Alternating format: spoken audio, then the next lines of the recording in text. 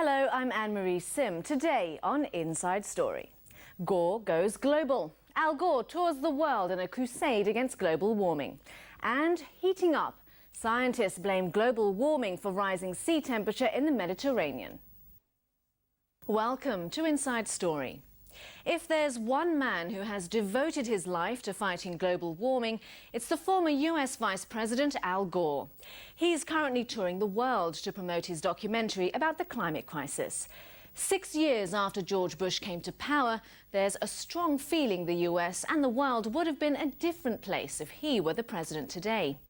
Now many are wondering whether he will run for election again in 2008. Today, we take a look at the man who lost the election in 2000, but won the hearts of people who care for peace and the environment. Les êtres humains, tout simplement, au problème du réchauffement de la planète. After a long absence from the limelight, Al Gore is back. The movie opens next week in the United States.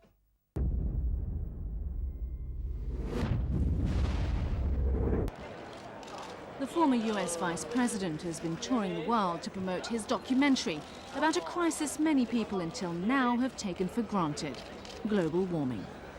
If you look at the 10 hottest years ever measured, they've all occurred in the last 14 years. And the hottest of all was 2005. The scientific consensus is that we are causing global warming. I am Al Gore. I used to be the next president of the United States of America. Now, a New York Times article has said that you've finally been vindicated about global warming. Is there a global consensus today that global warming is real? Oh, yes. There is a scientific consensus that is so strong as to be rare. 2,000 scientists in 100 countries have a very strong consensus. This is the biggest crisis in the history of this country. The film An Inconvenient Truth uses a slideshow of graphics and still pictures, as well as dramatic footage, as Al Gore explains global warming at a level many people will be able to identify with. What the film has done is it's kind of summarized the latest thinking, and it's put a lot of scientific research, very complicated information, into a very digestible form. So that's, and it's good to watch. The Arctic is experiencing faster melting. If this were to go, sea level worldwide would go up 20 feet. This is what would happen in Florida. Around Shanghai, home to 40 million people. The area around Calcutta, 60 million. Here's Manhattan. The World Trade Center Memorial would be underwater. Think of the impact of a couple 100,000 refugees, and then imagine 100 million.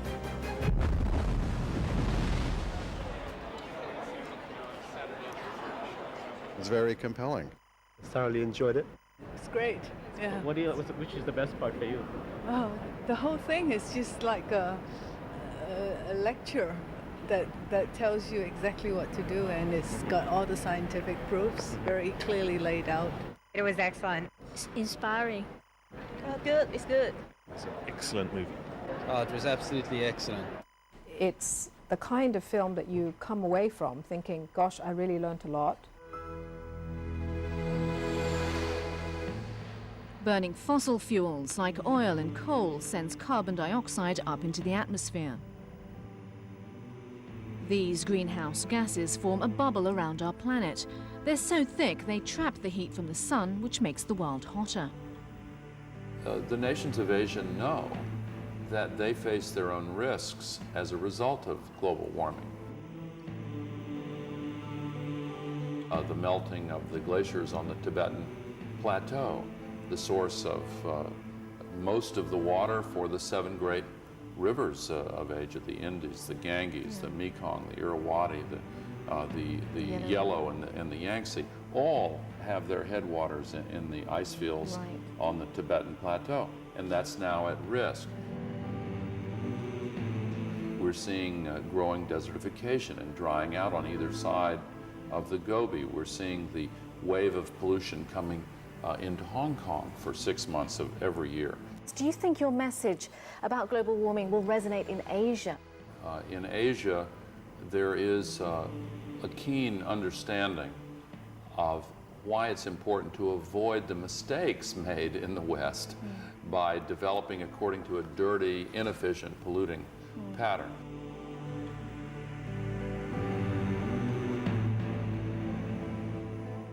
Most local people don't think it's their problem. Christine Lowe heads the Civic Exchange, the think tank which is doing the first study of its kind about the impact of global warming on Hong Kong. Japan is taking it very seriously. I think the Koreans are now taking it more seriously. The Chinese government, I think at the thinking level, understand this now quite well. Hong Kong, at the government level, we have never really heard them talk about global warming, climate change, come up with this kind of language.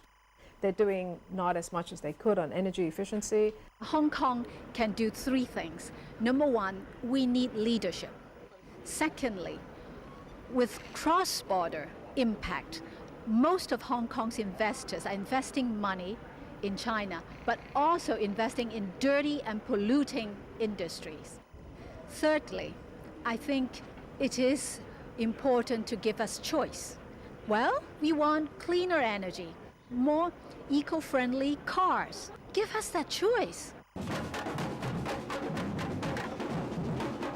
But the country that's causing the most damage and doing the least to stop global warming is the United States, the biggest source of carbon dioxide emissions at 30%. The Bush administration has spurned the Kyoto Protocol, which seeks to bind countries to bring down carbon dioxide emissions to 1990 levels. Let me ask you now, why are you being forceful now in your message than you were perhaps when you were Vice President? Are you being forceful enough to get your message across to the American people? Well, I was forceful as Vice President and before I was Vice President. As Vice President, I faced a Congress controlled by the opposition party that resisted and fought against the changes that were needed. I went to Kyoto, for example, and helped to get the breakthrough there while I was Vice President. But the U.S. Senate would not ratify that treaty. It was controlled by the Republicans. There was Since his younger days, Al Gore has been fascinated by global warming, which he began researching in college. As a senator, he took the issue to new heights, holding Senate meetings as early as the 1980s. He later wrote a book on global warming, Earth in a Balance, and he fought hard for the Kyoto Protocol. Being focused on science, this is something that Gore has done for a very long time. A person who believes in the value of evidence and research. Very different from George Bush. Clinton was a great communicator and persuader, but it was Al Gore who got inside and basically checked out the plumbing and the wiring. And he was really adept at that. He actually reduced the size of the federal government that over the 8 years of the Clinton-Gore administration resulted in a budget surplus. Moving past the jokes about his wooden personality. I know my own imperfections. For example, I know that sometimes people say I'm too serious, that I talk too much substance in policy. But in the film, Al Gore is not the stiff policy wonk the opposition had caricatured him to be. We have to act together to solve this global crisis.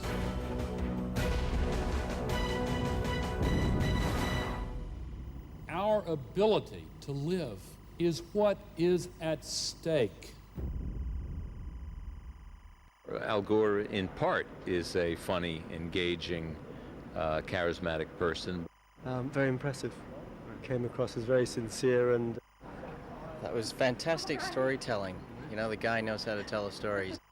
Al Gore was very good in the movie. I love Al Gore. He's no longer under the control of these consultants, so he can be himself. In reality, after he was defeated, he just began to focus on what he was interested in and behaving in his real way because he no longer had anything at stake, okay? And what's really surprising is how many people have discovered that they like this guy. I mean, this is a guy who is pretty humble, self-deprecating, he's got a good sense of humor. Do you think the Bush administration failed when it comes to the environment? Yes, I think so. I think they're too influenced by some of the biggest and least responsible polluters. And I think it's unfortunate, but I think there is a real chance that the Bush-Cheney administration will change its position within the next 2 years, because so many of their supporters have now changed their positions and they're feeling more pressure to do the right thing. As of today, California is going to be the leader in the fight against global warming. California just adopted its own sharp reductions in CO2. 281 U.S. cities have independently ratified the Kyoto Treaty. 85 conservative evangelical ministers have broken with Bush and Cheney to switch on this issue and call for action on this issue. Many business leaders that used to oppose Kyoto are now in favor of it. The America of today is not the same one Al Gore served as vice president. 6 years after the presidency was snatched from him, Al Gore serves as a poignant reminder of what America, and indeed the world, might have been if he was the one sitting in the White House today. No, there wouldn't be an Iraq war. That's definitely clear. An American political science professor at Baptist University, Michael DeGolyer has followed Gore's career. He says the contrast between Bush and Gore could not have been sharper. Where Bush disdains science and international cooperation, Gore embraces them. We've got a person who looked so far ahead he was actually ahead of the curve, like with global warming. You joke in the movie, I remember that I used to be the next president of the United States. Yeah. What would the country be like under you if you had one in 2000? Would you have signed the Kyoto Protocol? Oh, of course. And I would have made the climate crisis my top priority. But I think it was a mistake to take the troops and divert them to invade Iraq.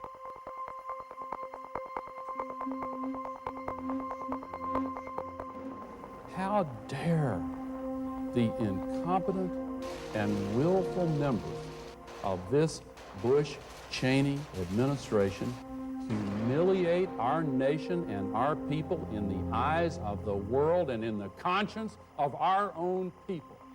How dare they subject us to such dishonor and disgrace? How dare they drag the good name of the United States of America through the mud of Saddam Hussein's torture prison? When Bush came to office, he was denouncing the UN, moved the United States into this war unilaterally, in effect against the UN. This is something Al Gore never would have done. So people are taking a second look at Gore and liking what they see. Are you going to run again? Well, I've run for president twice, and I don't have plans to run for president again. George W. Bush and Richard Cheney versus Albert Gore et al. I find the political system to be somewhat toxic. And politics has become so toxic. He used the term toxic. And you think about his interest in and research in, the environment, and you get a better sense of just what he means by toxic. He has felt that the intensely partisan, hateful politics that's dominated the United States for the last 20 years. But perhaps there is hope for America and for all those who are outraged by the politics and policies of the Bush administration.